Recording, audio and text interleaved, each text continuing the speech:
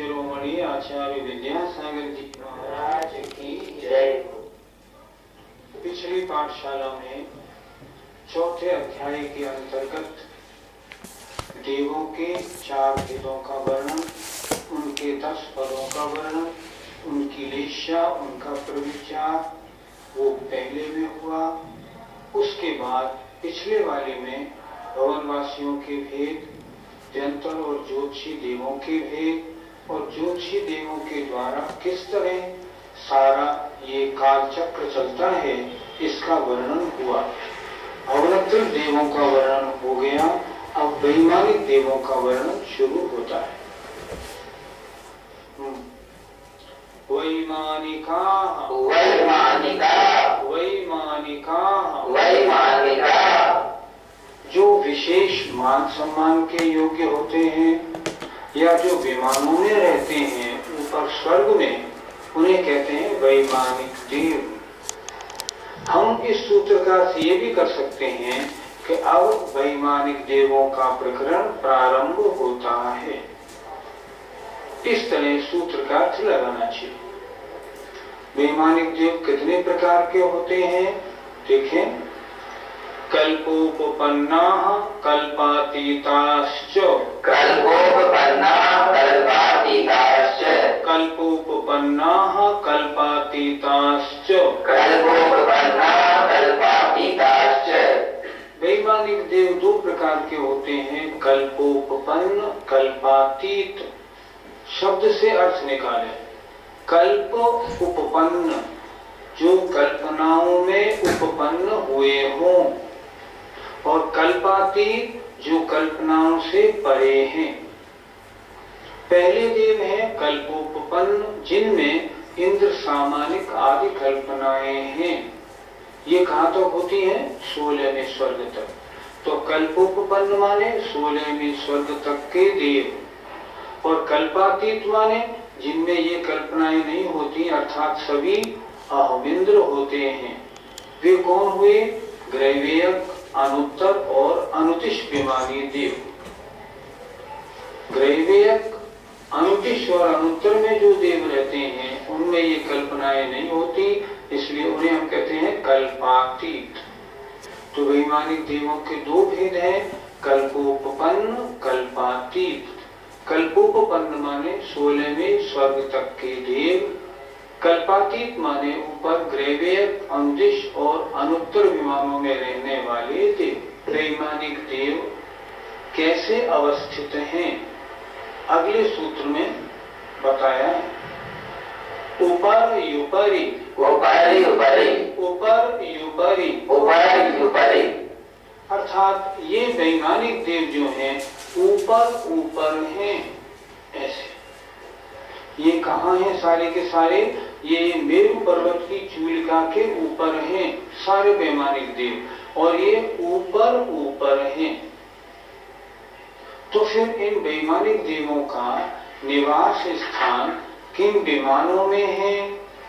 उन विमानों के नाम, स्वर्गों के नाम आगे बताते हैं। देखें। सौधर्म ईशान सौधर्म ईशान सानत कुमार माहेंद्र सानत कुमार माहेंद्र ब्रह्म ब्रह्मोत्तर ब्रह्म ब्रह्मोत्तर कांतव कापिष्ठ कांतव कापिष्ठ शुक्र महाशुक्र शुक्र महाशुक्र शतार सहस्रारेश्वानत सदार सहस्रारेश्वानत प्राणत योरारणाच्युत प्राणतयोरारणाच्युत योर्नवशु ग्रैवेयकेषु योर्नवसु ग्रैवेयकेषु विजय वैजयंत जयंतापराजितेषु विजय वैजयन्त जयन्तापराजितेषु सर्वार्थ सिद्धौ च सर्वार्थ सिद्धौ च। बोलिए। सौधर्म ईशान सानत कुमार माहेंद्र ब्रह्म ब्रह्मोत्तर कांतव कावेष्ट शुक्र महाशुक्र सदार सहस्रारेश्वानत प्राणायोरारणाच्युतयोर नवसु ग्रैवेयकेषु विजय वैजयन्त जयन्ता पराजितेषु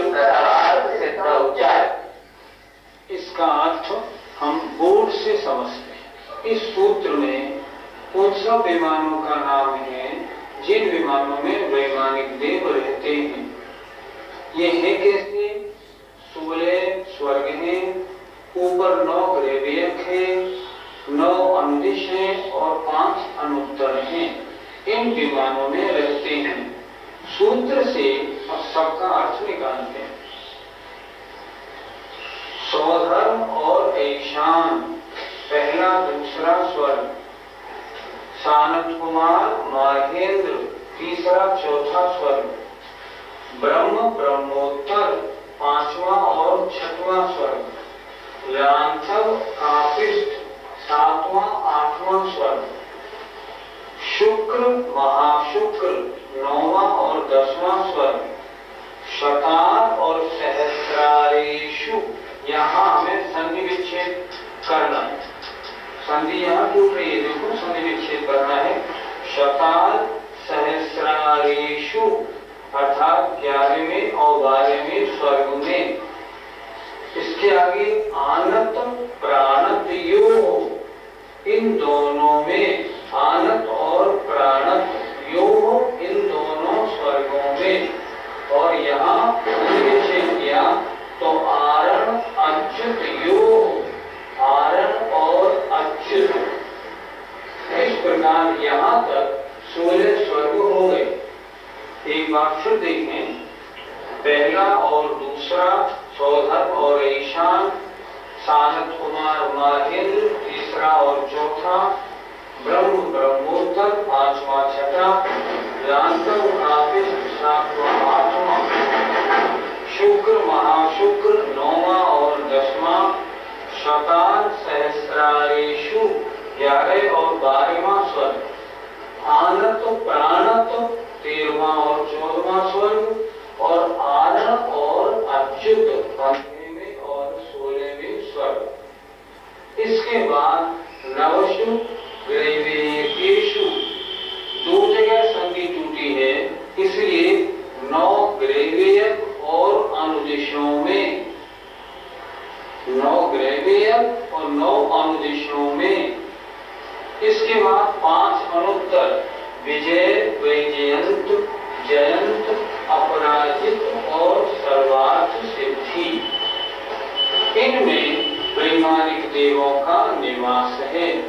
सूत्र बड़ा जरूर है पर बिल्कुल सरल है, दिक्कत जरा भी नहीं। एक बार फिर देखें, सौधर्म और ईशान पहला दूसरा स्वर्ग, सानत कुमार महेंद्र तीसरा चौथा स्वर्ग, ब्रह्म ब्रह्मोत्तर पांचवा छठा स्वर्ग, लांछव कापिष्ट सातवां आठवां, शुक्र महाशुक्र नौवां 10वां, शतार सहस्रार 11वां और 12वां। संधि विच्छेद तो नहीं यहाँ, आनत और प्राणत 13वां 14वां, आरण और अच्युत 15वें और 16वें स्वर्ग में। यहाँ तक चर्चा हुई कल्पोत्पन्न की। अब कल्पातीत नवशु ग्रहवेयकेषु, 9 ग्रहवेयकों में और अनुदिशों में। अब आए 5 अनुत्तर विमान, विजय वैजयंत जयंत अपराजित और सर्वार्थ सिद्धि। इनमें वैमानिक देवों का निवास है। इसको और अच्छी तरह हम देखें, ऊर्ध्व लोक में ये कैसे रहते हैं, ऊपर इनके विमान कैसे हैं, इसको हम एक दूसरे नक्शे से देखते हैं। ये आपके सामने 3 लोक का नक्शा है, अधोलोक, मध्यलोक और पाताल लोक। इसमें ये मध्यलोक की लाइन है, इससे नीचे अधोलोक है और इससे ऊपर ये ऊर्ध्वलोक है। इस चित्रा पृथ्वी ये जो है, ये पृथ्वी का ये ऊपरी भाग है ना, खर भाग के ऊपर ये चित्रा पृथ्वी, चित्रा पृथ्वी के ऊपर ये मध्यलोक। तो चित्रा पृथ्वी की जड़ से ऊपर तक 7 राजू और चित्रा पृथ्वी की जड़ से नीचे तक 7 राजू, कुल मिला के यहाँ से और अंत की लाइन तक ये 14 राजू लंबा है। 7 राजू में अधोलोक है और 7 राजू में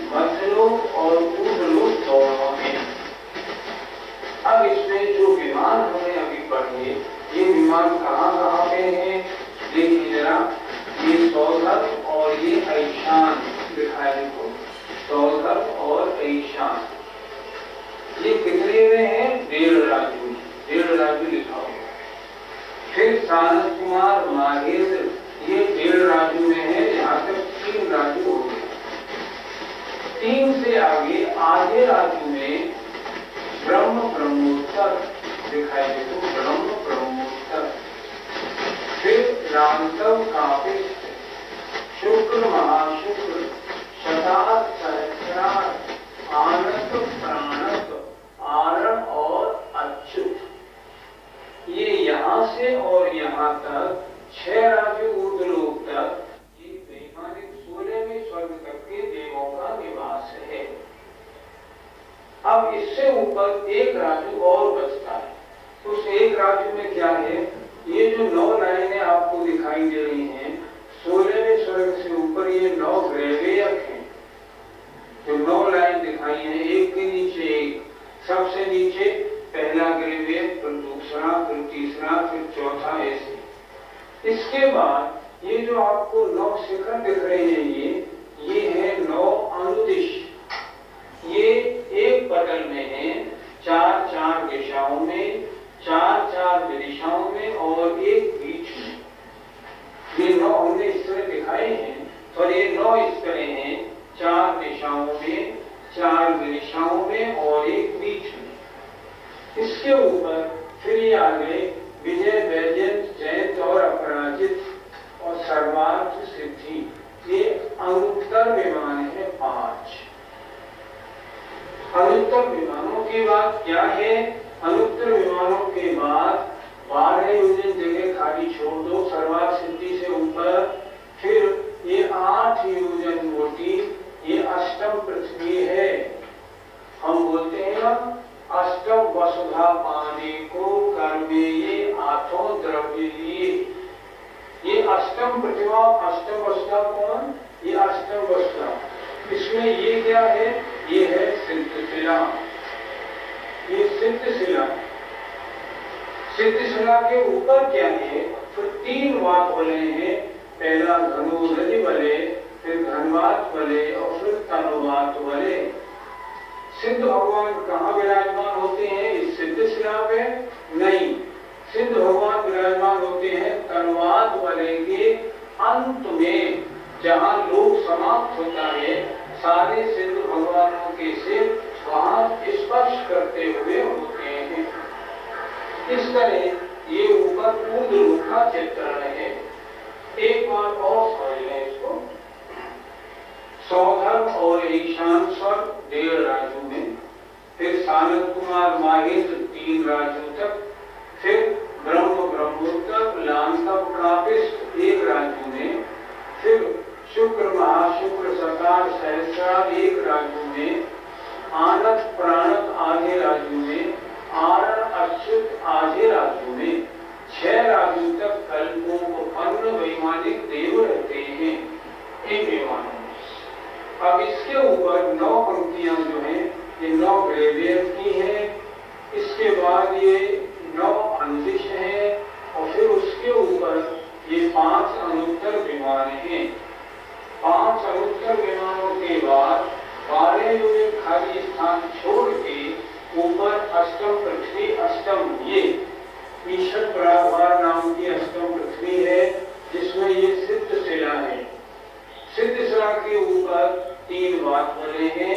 ये 3 वात बले ऊपर वाली। इनमें अंतिम वात बले के अंत में जाकर सारे सिद्ध परमेश्वरी भगवान जो हैं लोक के अंत को स्पर्श करते हुए विराजमान हैं। सबके सिर लोक के अंत से स्पर्श करते हैं।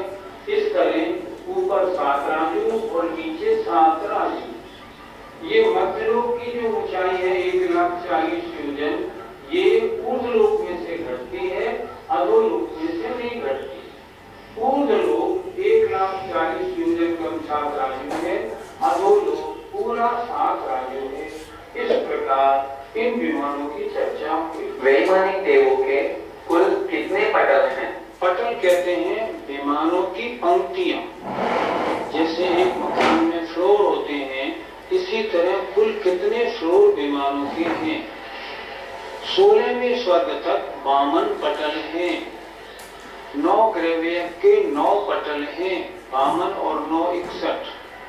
9 अनुदिश का 1 पटल है और 5 अनुत्तर का 1 पटल है। इस तरह ऊर्ध्वलोक में सबसे ज्यादा पटल सौधर्म और ईशान स्वर्ग में हैं, जिनकी संख्या 31 है। कुल पटल कितने? 63 पटल ऊपर वैमानिक देवों के हैं। वैमानिक देवों में कुल कितने विमान है? ऊपर स्वर्गों में कुल विमान है 84,97,023। प्रत्येक विमान में एक अग्रभूत जिनालय हैं, तो ऊर्ध्वलोक के जिनालय भी 84,97,023 गिने जाते हैं। इस तरह देखा जाए तो कुल विमान 84,97,023 और उनमें प्रत्येक जिनालय के 108 प्रतिमाओं का गुणा कर लो, कुल मिला के इतनी प्रतिमाएं उन सारे विमानों में हैं।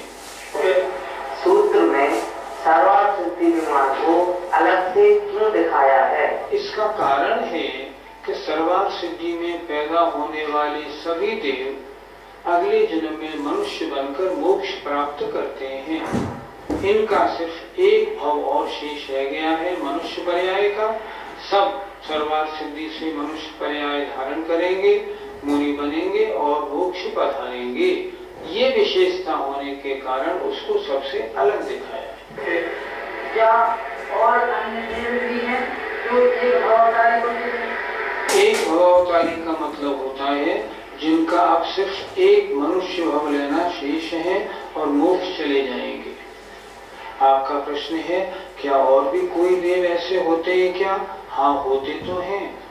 जैसे सभी सौधर्मेंद्र, उनकी सची नाम की इंद्राणी, उनके सभी लोकपाल, सारे दक्षिणेंद्र, सभी सर्वार्थ सिद्धि के देव और सारे लौकांतिक देव, ये देव इतने महान होते हैं कि अगले भाव में मनुष्य बनेंगे, नियम से मोक्ष जाते हैं।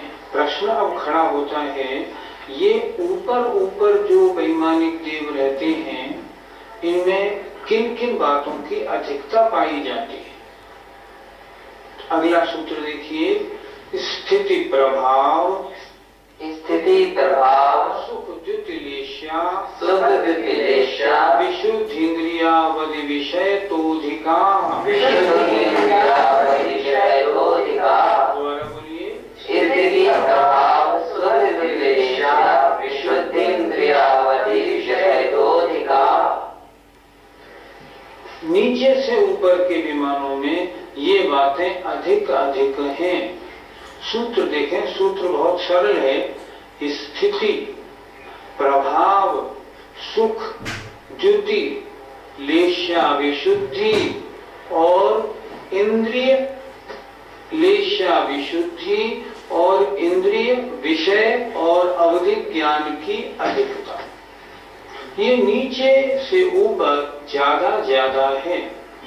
अर्थात पहला विषय आया स्थिति, नीचे से ऊपर के पटलों में, ऊपर के स्वर्गों में, विमानों में आयु ज्यादा ज्यादा है। अर्थात सबसे कम वाले आयु वाले कहाँ मिलेंगे? पहले दूसरे स्वर्ग के पहले पटल में सबसे कम, उससे फिर ज्यादा ज्यादा ज्यादा वाले मिलेंगे। तो स्थिति माने नीचे से ऊपर ऊपर आयु ज्यादा ज्यादा है। प्रभाव, शापानुग्रह शक्ति, अच्छा अर्थात अच्छे बुरे करने की सामर्थ्य, पावर, समर्थता, ये नीचे से ऊपर ज्यादा ज्यादा है। सुख, नीचे से ऊपर सुख ज्यादा ज्यादा है। द्युति, शरीर की आभरणों आदि की कांति नीचे से ऊपर ज्यादा ज्यादा है। लेशा की विशुद्धि, अर्थात लेशा नीचे पीत है, ऊपर विशुद्ध होते होते होते ऊपर जाके परम शुक्ल लेशा हो जाती है। नीचे से ऊपर लेशा की विशुद्धि ज्यादा ज्यादा है। इंद्रिय विषयों की अधिकता, पांचों इंद्रियों का विषय नीचे से ऊपर ज्यादा ज्यादा है और अवधि ज्ञान की सीमाएं भी नीचे से ऊपर ज्यादा ज्यादा हैं। विशेष वर्णन अगर आपको देखना हो तो सर्वार्थ सिद्धि राजवार्तिक आदि ग्रंथ में देख लें। यहाँ हम संक्षेप से पढ़ा पाएंगे, नहीं अन्यथा ये विषय बहुत। फिर एक बार थोड़ा समझ लेते हैं। प्रश्न ये था, नीचे से ऊपर के स्वर्गों में क्या क्या ज्यादा ज्यादा हैं? तो उत्तर लिखा आचार्य ने, स्थिति माने आयु नीचे से ऊपर ज्यादा है, प्रभाव अच्छा बुरा करने की शक्ति नीचे से ऊपर ज्यादा ज्यादा है, सुख नीचे से ऊपर अधिक अधिक है, द्युति वस्त्र और उनके जो आभरण आदि हैं, उनके शरीर आदि की कांति नीचे से ऊपर ज्यादा ज्यादा है। लेश्या की विशुद्धि नीचे पीत लेश्या है, उसके बाद फिर पद्म लेश्या, शुक्ल लेश्या और आगे जाके ऊपर अनुदिश और अनुत्तर विमानों में परम शुक्ल लेश्या होती है। लेश्या की विशुद्धि उत्तरोत्तर ज्यादा ज्यादा है। इंद्रियों का विषय, सारे देव 5 इंद्रिय है, लेकिन सबके इंद्रियों का विषय ज्यादा ज्यादा है। और अभिज्ञान का जो विषय माने द्रव्य क्षेत्र काल भाव की सीमाएं जो है वो ज्यादा ज्यादा है। अर्थात इन 6 बातों को, 6 प्रसंगों को लेकर नीचे से ऊपर के स्वर्गों में अधिकता पाई जाती है। ये इस सूत्र का तात्पर्य है। अगला सूत्र ये बता रहा है कि नीचे से ऊपर के स्वर्गों में क्या क्या चीजें कम हैं। गति शरीर परिग्रहाभिमान तो हीना, गति शरीर परिग्रहाभिमान तो हीना, बोलिए, गति शरीर परिग्रहाभिमान तो हीना। 4 बातें बताई, गति, शरीर, परिग्रह और अभिमान। इनकी अपेक्षा से नीचे से ऊपर के विमानों में ये 4 बातें कम कम हैं। वहां कहा था पहले सूत्र में अधिकाः, अब कह रहे हैं हीनाः। ये 4 बात ऊपर ऊपर कम पाई जाएंगी। कौन कौन? पहली बात तो गति, गति माने आवागमन, आना जाना, भाग दौड़। नीचे से ऊपर के विमानों में गति कम होती है। शरीर, शरीर नीचे से ऊपर के विमान में छोटा छोटा छोटा होता है। परिग्रह भी नीचे से ऊपर के विमानों में कम होता है। और अभिमान माने अहंकार, मान कषाय की तीव्रता नीचे से ऊपर के विमानों में कम कम पाई जाती है। इसका कारण जरा और देखते हैं।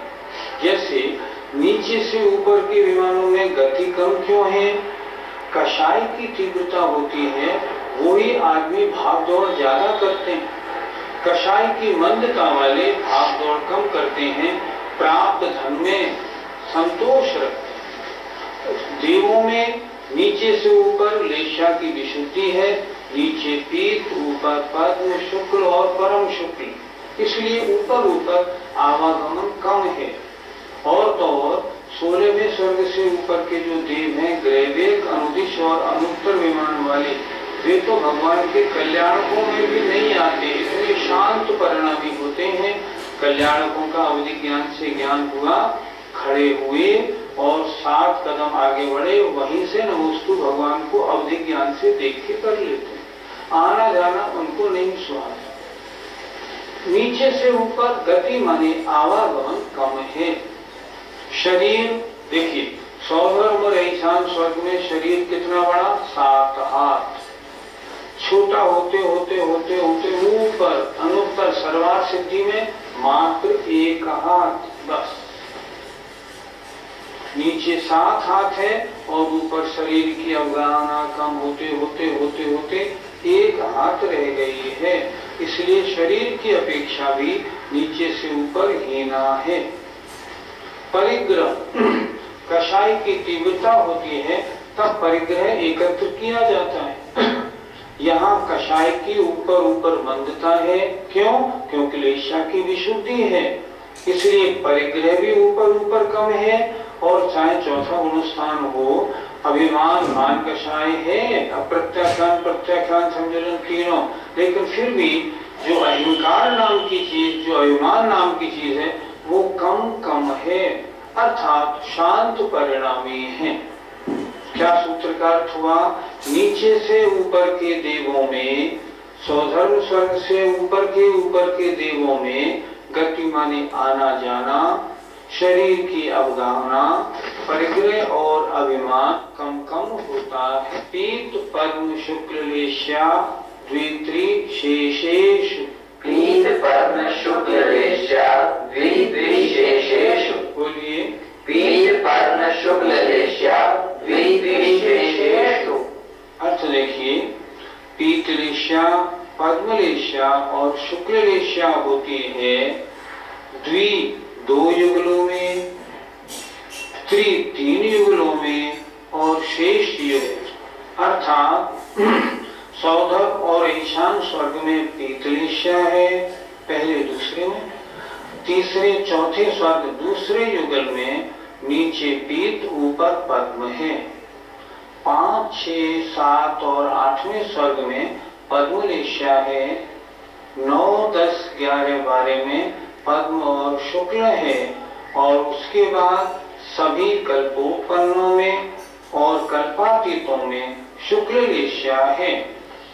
ऊपर इतना अंतर जरूर है, ग्रैवेकों में शुक्ललेश्या है और अनुदिश और अनुत्तरों में परम शुक्ललेश्या है।